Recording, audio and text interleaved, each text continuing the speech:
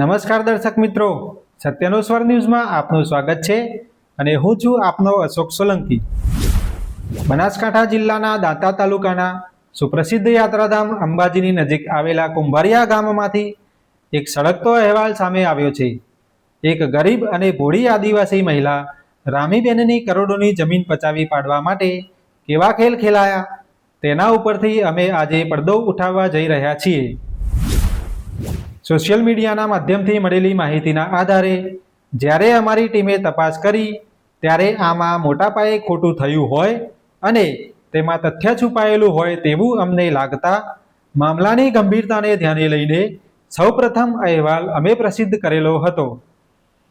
સત્યનો સ્વર ન્યૂઝના અહેવાલના પગલે તંત્ર સફાળું જાગ્યું અને આ સમગ્ર મામલાની તપાસ માટે એસઆઈટીની રચના કરવામાં આવી। પરંતુ આ સમગ્ર બાબતમાં કેટલાક ચોંકાવનારા ખુલાસા થયા છે। તો આવો જાણીએ સમગ્ર હકીકત અમારા ખાસ ગ્રાઉન્ડ રિપોર્ટમાં। મૂળ વાત એમ છે કે રામીબેન એક આદિવાસી મહિલા હતા। આ વિસ્તાર ટ્રાઇબલ એટલે કે આદિવાસી વિસ્તાર હેઠળ આવે છે, જ્યાં આદિવાસીઓના હિતોના રક્ષણ માટે જમીન ખરીદવા કે વેચવા માટે એક ખાસ કાયદો અમલમાં છે અને આ કાયદાની જોગવાઈ મુજબ જિલ્લા કલેક્ટરશ્રીની પૂર્વ મંજૂરી વિના આ વિસ્તારમાં આદિવાસીની જમીન ના તો કોઈ ખરીદી શકે છે કે ના કોઈ વેચી શકે છે। આ કાયદાકીય જોગવાઈ વચ્ચે પણ કુંભારિયા ગામમાં કરોડો રૂપિયાની કિંમતી જમીન પચાવી પાડવા માટેનો આખો ખેલ રચાયો। આ સમગ્ર કૌભાંડના મૂળ સુધી પહોંચવા માટે સત્યનો સ્વર ન્યૂઝની ટીમ કુંભારિયા ગ્રામ પંચાયતના તલાટી કમ મંત્રીશ્રીની મુલાકાતે પહોંચી હતી। ગ્રામ પંચાયતના મરણ રજિસ્ટરમાં રામીબેનના મરણની નોંધમાં જે ચેકચાક થયેલી છે તે બાબતે તલાટીશ્રી શું કહેવા માંગે છે તે સાંભળીએ। આ જે બનાવ બનેલ છે એ બનાવના અનુસંધાને કુંભારિયા ગ્રુપ ગ્રામ પંચાયતના કુંભારિયા ગામે સ્વર્ગસ્થ રામીબેન અણદાભાઈ અંગારી જેઓનું મરણ રજિસ્ટરની ખાતરી કરતો 21/8/2014ના દિવસે એમનું મરણ થયેલ છે અને 25/8/2014ના દિવસે ગ્રામ પંચાયત રેકર્ડ નોંધણી કરેલ છે। આ નોંધણીના અનુસંધાને એમના પુત્રની અરજી આવતો રેકર્ડની પ્રાથમિક ચકાસણી કરતો તેના અંદર ચેકચાક થયેલું જણાતો અમારા દ્વારા એમના પુત્રને મરણનો દાખલો આપી શકાય તેવું નહોતું। તો એ અરજીના અનુસંધાને અમારા તાલુકા વિકાસ અધિકારી સાહેબશ્રીને જણાવેલ છે। અમારા તાલુકા વિકાસ અધિકારી સાહેબ આ રેકર્ડ અમને રૂબરૂ બોલાવેલ। તેઓ રેકર્ડ જોતો એમના દ્વારા એવું કહેલ કે આ મરણનો દાખલો આપી શકાય તેવું નથી। તો એમના દ્વારા રેકર્ડની ખાતરી કરતો જિલ્લાના અમારા ઉચ્ચ અધિકારીને આનો રિપોર્ટ કરી દીધેલ છે। હાલના સ્થળ સ્થિતિ ચકાસતો અમુક પંચોના કહેવાથી તે સમયે રામીબેન મૃત્યુ પામેલ છે એવું રેકર્ડની ખાતરી કરતો મળી આવેલ છે। મરણ રજિસ્ટરમાં ચેકચાક બાબતે દાંતા તાલુકા પંચાયતના તાલુકા વિકાસ અધિકારી સાહેબ સાથે પણ સીધી વાતચીત કરવામાં આવી। આવો સાંભળીએ સરકારી દસ્તાવેજોમાં થયેલી ચેકચાક અંગે તાલુકા વિકાસ અધિકારીશ્રીનું શું કહેવું છે। એચએન ચૌધરી, તાલુકા વિકાસ અધિકારી દાંતા। રામીબેન અણદાભાઈ અંગારી જેમના મરણના દાખલામાં જે છેડછાડ થવામાં આવેલી એ અંગેના આજ દિન સુધી જે તલાટીઓ એ ગામમાં જે ફરજ બજાવેલ છે એ તમામના નિવેદન લેવામાં આવેલા છે અને એ અંગેનો તપાસ અહેવાલ ઉપરી અમારી વડી કચેરી મોકલી આપેલ છે। સરકારી ચોપડે ભલે ગમે તે રમત રમાઈ હોય, પણ જ્યારે અમારી ટીમે કુંભારિયા ગામની સીમમાં આવેલી રામીબેનની જમીન ઉપર જઈને ગ્રાઉન્ડ રિપોર્ટ કર્યો અને આજુબાજુના સ્થાનિક લોકોને પૂછ્યું ત્યારે સત્ય બહાર આવી ગયું। સ્થાનિકોના કહેવા મુજબ રામીબેન અહીં જ રહેતા હતા। સૌથી મોટી વાત એ છે કે સરકારી કાગળોમાં રામીબેનને નિસંતાન દર્શાવવામાં આવ્યા છે, પરંતુ વાસ્તવિકતા એ છે કે રામીબેનને 3 દીકરા હતા, જેમાંથી 2 દીકરાના મૃત્યુ થયા છે અને એક પુત્ર આજે પણ જીવિત છે. રામીબેનના જીવિત પુત્રની કમનસીબી તો જુઓ. કરોડોની જમીનના વારસદાર હોવા છતાં આજે આ દીકરો મજૂરી કરીને પેટ ભરે છે. તેની પાસે ના તો રહેવા માટે ઘર બચ્યું છે, ના ખેતી કરવા માટે જમીન. તો આવો સાંભળીએ આ સત્ય સ્થાનિક લોકોના મુખેથી. શું નામ છે તમારું ને કયા ગામના છો? મારું નામ ગજરીબેન જનાભાઈ પરમાર. અમે ઓય રહેવાથી ઓય મારું જલમે સોયથી ઓયનું હે. રામીબેન ને તમે કઈ રીતે ઓળખો? શું કઈ રીતે ઓળખો એટલે અમારા ગામમાં રહ્યા એટલે અમે ભેગા મોટા થયા એવું રીતે હા. અને રહેતા એટલે અમે જાતા એટલે જોતા ઘેરે ને બહાર ને બધું જમીન બધું રોમીબેન નો બાપાનો. એમને દીકરા દીકરીઓ કોઈ હતા? દીકરા 3 દીકરા હતા. બરાબર. હા, એક હુરમો, એક પાબજો. એ ગુજરી ગયા, જોધો હે હજી. જોધો નો હા, જે પુત્ર જોધો. છે પુત્ર છે. હાલ ક્યાં છે કઈ ખબર કરી છે કોઈ? દીકરી કો ન્યાતી એને દીકરા હતા. હા, દીકરી નથી. હાલ એ લોકો ક્યાં છે કઈ ખબર કરી? એ તો બધા ગુજરી ગયા હે 2 જણા. હમ. રોમીબેન લીંબાભાઈ ગુજરી ગયા હે. રામીબેન મરી જે કેટલા વર્ષ થયા છે ખબર છે? હવે એ તો વરસ તો થયો જ ને.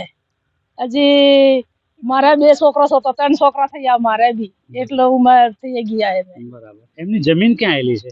જમીન એ રહી હમે ઓબો હે, મજૂત ઓબો હે, એક બાજુ નેટ છે, એક બાજુ જમીન હે. બરાબર. એમનું મકાન બીજું છે ત્યાં? મકાન તો માટી જેવું થઈ ગયું પણ ઓબો હે. ઓબો જ ખાલી ઓબો છે. ને પાળી હોઈ ખેતર ની. છોકરો ક્યાં છે કોઈ ખબર? છોકરો જોધોભાઈ હે, ઓંસ છે ક્યાંક કરતો હે, આવે હે. ઘરે આવે છે ઈ? ઘરે આવતો છો પણ ઘર બાર કોઈ નથી, બીજા કોમ કરે ને રોટલો ખાઈ લે ઓકે. એવું. શું નામ છે ભાઈ તમારું? મારું નામ સૂર્યાભાઈ સૈરાભાઈ નટ. સૂર્યાભાઈ સાયરાભાઈ નટ. અહીંયા કેટલા વર્ષથી રહો છો આપ? અમે 80 સાલથી વધારે રહીએ છીએ. અમારા બાપ દાદાથી અહીંયા રહીએ છીએ. બરાબર. અહીંયા જે રામીબેન હતા એક. રામીબેન એના બાપાનું નામ અણદાભાઈ અંગારી. બરાબર. હા, અહીંયા જ રહેતા હતા. હા, તો હાલ શું પોઝિશન છે એમની? એ લોકો ક્યાં છે કઈ ખબર ખરી તમને? એને 3 છોકરા હતા. એક છોકરો તો અહીંયા જ ગુજરી ગયો હતો અને એક છોકરો આબુ રોડ ગુજરી ગયો છે અને એક છોકરો છે એનો. એ ક્યાં છે હાલ? કોઈ હતો પતો ખરી? તો સાહેબ તો અમારે કોઈક ભાગ્યામાં ગયો છે. એનું નામ જોદાભાઈ છે. હા, તો અહીંયા કેમ નથી આવતો એ? રહે છે, હોશ રહે છે પણ આ જગ્યા ઉપર નહીં રહેતો. મજૂરી કરીને છે જેમ તેમ જીવી ખાય છે. આ જમીન એમને વેચી મારી એવું તમને કઈ ખબર ના, ખરી? એ ખબર નહીં. ઓકે. આ સમગ્ર મામલાની સચ્ચાઈ જાણવા માટે અમારી ટીમે રામીબેનની જમીન વેચાણના દસ્તાવેજના મુખ્ય સાક્ષીનો પણ પક્ષ જાણવાનો પ્રયાસ કર્યો હતો. તેઓના કહેવા મુજબ દસ્તાવેજ થયો ત્યારે રામીબેન પોતે હયાત હતા અને તેઓની હાજરીમાં રામીબેને દસ્તાવેજમાં અંગૂઠો કર્યો હતો. તો આવો જાણીએ સમગ્ર વિગત દસ્તાવેજના મુખ્ય સાક્ષી પાસેથી. શું નામ છે સર તમારું? મારું નામ લલિત ભીમસેન હેમરાજાણી. ઉંમર આશરે મારી 50 વર્ષ છે. હું અંબાજી ગામનો રહેવાસી છું. શું કહેશો આજે જમીન કૌભાંડ થયું છે કુંભારિયામાં રામીબેન? આપ સાક્ષી છો આપ. પહેલા તો આપનો આભાર કે આપે બીજા પક્ષને સાંભળ્યો, ભલે મોડો સાંભળ્યો પણ સાંભળ્યો. નહીં તો આજ સુધી બધી મીડિયામાં તો વન સાઇડ જ સાંભળીને સ્ટોરી મૂકવામાં આવતી હતી. આ જમીનની અંદર હું સાક્ષી તરીકે હતો. લેનારબાઈ નીરુબેન નામે અને વેચનારબાઈ રામીબેન નામે. મને યાદ છે આ કિસ્સો આશરે 10-11 વર્ષ જૂનો છે. છતાં બી આ જમીન નીરુબેને વેચાણ રાખી હતી, વેચનાર તરીકે રામીબેન હતા. તો જ્યારે ત્યારે લગભગ જૂન 14માં આ જમીનનો રજિસ્ટર બાનાખત થયો હતો. પણ લોકો કહે છે કે નોટરી નહીં, એ રજિસ્ટર બાનાખત હતો, એ બી દસ્તાવેજ ઓફિસમાં. એના પછી કલેક્ટર શ્રી પાસેથી આમ મંજૂરી માંગવામાં આવી હતી, કેમ કે ટ્રાયબલ ટુ ટ્રાયબલ જમીન છે એટલે કોઈ ડાયરેક્ટ દસ્તાવેજ ના થાય, કલેક્ટર શ્રીની મંજૂરી લેવી પડે. મને આની માહિતી છે, મેં બી જાણી, મેં બી લેનારબાઈને પૂછ્યું બધું આ મેટર મને બતાવો. તો ભાઈ તે પૂછ્યું, જ્યારે બી આપણને ખબર હતી ફરતી પૂછ્યું એમ. તો એ વખતે રજિસ્ટર બાનાખતની નકલ અને અરજી રામીબેને કલેક્ટર ઓફિસમાં આપી. એણે વેચાણ આપવી છે નીરુબેનને એવી એણે માંગણી કરી.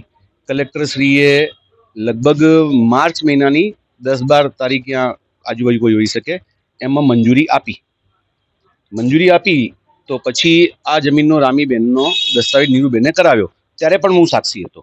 હવે આજ કોઈ કારણસર એમ કહેતું હોય કે જૂનમાં આનો બાનાખત થયો હતો અને ઓગસ્ટમાં બાઈ ગુજરી ગયા હતા અને સપ્ટેમ્બરમાં આ દસ્તાવેજ થયો, તો કેવી રીતે થયો? તો એ તો હવે કોઈ ત્યાં નોંધાઈને આવ્યું કે શું નોંધાઈને આવ્યું આપણને ખબર નથી. પણ અગર આ લોકો જ કહે છે કે દસ્તાવેજ વખતે બેન ન હતા, ગુજરી ગયા હતા, અને બાનાખત વખતે બેન હતા, આવું એમના કહેવાતા પુત્ર દ્વારા કહેવામાં આવે છે. તો દસ્તાવેજ પણ ઓરિજિનલ પડ્યો છે અને બાનાખત પણ ઓરિજિનલ પડ્યો છે.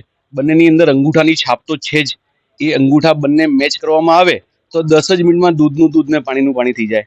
પછી આ જમીન લેનાર બાઈનું કેવું છે, મારું પણ એવું કેવું છે કલેક્ટર શ્રી સાહેબને કે આની અંદર પૂરી તપાસ કરો. આમાં તપાસમાં સાથ સહકાર જોઈએ. લેનાર બાઈ હું સાક્ષી તરીકે આપવા તૈયાર છીએ. જો જણાય કે આ જમીનમાં કંઈ ખોટો દસ્તાવેજ થયો છે, મરેલી બાઈનો થયો છે, તો અમે બધા પર કોર્ટ કાર્યવાહી કરો, આ જમીન જપ્ત કરો. અને આના સિવાય અમારી પાસે જે બી આ ષડયંત્રમાં સમાયેલા છે એ બધા પાસે જે જમીન છે એ પણ જપ્ત કરો.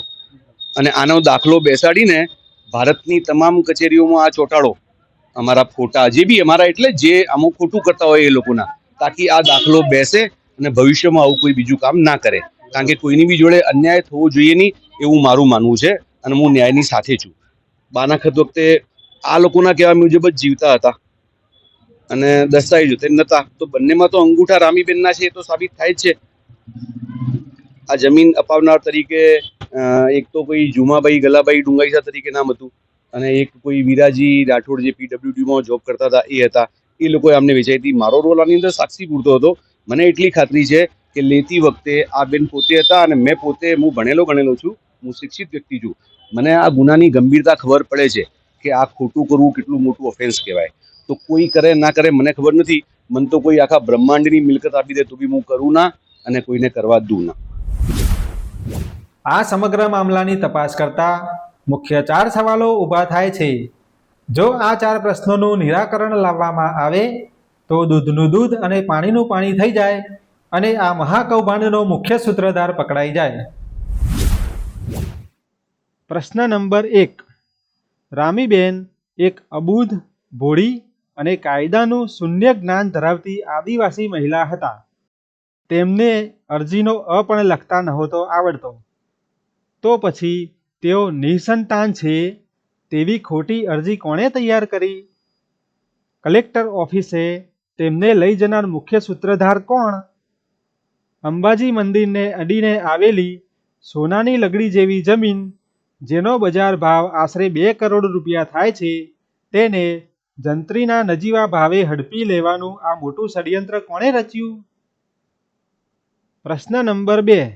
જમીન વેચાણના દસ્તાવેજના મુખ્ય સાક્ષીના કહેવા મુજબ જમીન વેચાણનો દસ્તાવેજ થયો તે સમયે રામીબેન હયાત હતા. તો કુંભારિયા ગ્રામ પંચાયતના મરણ રજિસ્ટરમાં રામીબેનના મૃત્યુની નોંધ કોણે કરાવી? પ્રશ્ન નંબર 3. ગ્રામ પંચાયતના મરણ રજિસ્ટરમાં અનુક્રમ નંબર 8માં રામીબેનના મરણની નોંધ ઉપર ચેકચાક કે ચેડા કોના ઇશારે થયા? રામીબેનના મરણની નોંધ ખુલ્લી પડી જવાથી લાખો કરોડો રૂપિયાનું નુકસાન કોને થવાનું હતું, જેથી રામીબેનની મરણની નોંધ મિટાવવાનો પ્રયાસ થયો? પ્રશ્ન નંબર 4. સૌથી મહત્વનો મુદ્દો. જ્યારે કલેક્ટર કચેરીમાં જમીન વેચાણની મંજૂરી માટે નિસંતાન હોવાની અરજી થઈ ત્યારે રામીબેન ખરેખર નિસંતાન જ છે તેવી ખાતરી તત્કાલીન કલેક્ટર શ્રી દ્વારા કયા કાગળોના આધારે કરવામાં આવી? આવો ખોટો ખાતરી અભિપ્રાય આપનાર નીચલા સ્તરના અધિકારીઓ કોણ હતા? આ 4 એવા સવાલો છે જેની એસઆઈટી દ્વારા તટસ્થ તપાસ કરવામાં આવે તો આદિવાસી મહિલાની જમીન ઉડવી જનારા તમામ ભૂમાફિયાઓ અને તેમાં સંડોવાયેલા ભ્રષ્ટ અધિકારીઓના ચહેરા બેનકાબ થઈ જશે. સત્યનો સ્વર ન્યૂઝ ગરીબ આદિવાસી પરિવારને ન્યાય ન મળે ત્યાં સુધી આ મુદ્દાને સતત ઉઠાવતું રહેશે. બ્યુરો રિપોર્ટ સાથે અશોક સોલંકી, સત્યનો સ્વર ન્યૂઝ, અમદાવાદ.